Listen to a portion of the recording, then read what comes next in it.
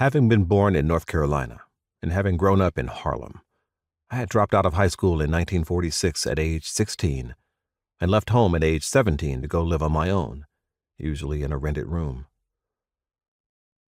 I discovered the hard way that there was no great demand for a high school dropout with no skills or experience.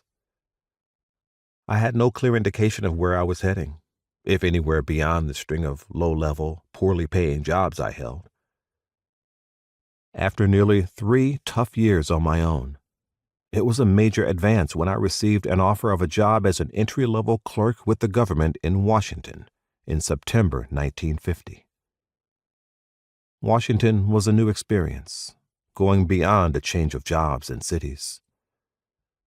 In Washington lived a sister named Mary Frances and 2 brothers, William and Charles.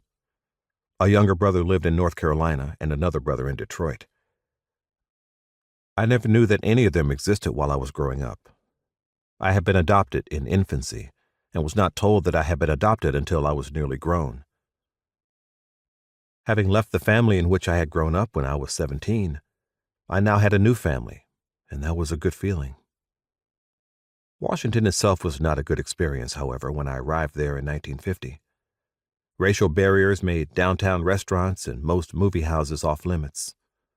The schools were racially segregated. Washington was a typical Southern town in every way except that blacks did not have to ride in the back of buses and trolleys. The Korean War was raging, and my military draft status made it clear that my civilian days were numbered. After several months in Washington, I decided to spend my remaining time as a civilian back in New York. About 5 months after I returned to New York, I was drafted in October 1951, and was surprised to find myself assigned to the Marine Corps instead of the Army.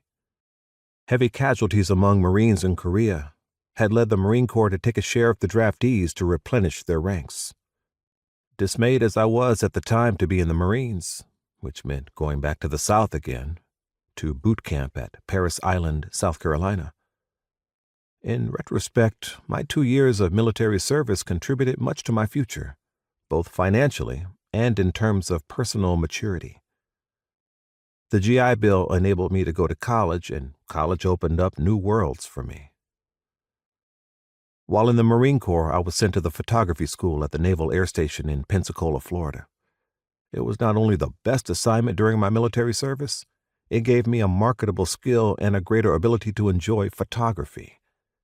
And photography remained a major interest for the rest of my life.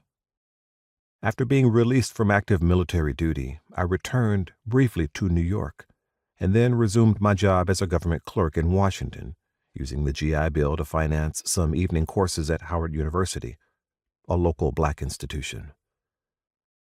This arrangement lasted about 1.5 years, during which time I grew increasingly dissatisfied with Howard, and finally took the desperate gamble of applying to higher-powered and more expensive universities, including Harvard, even though this would require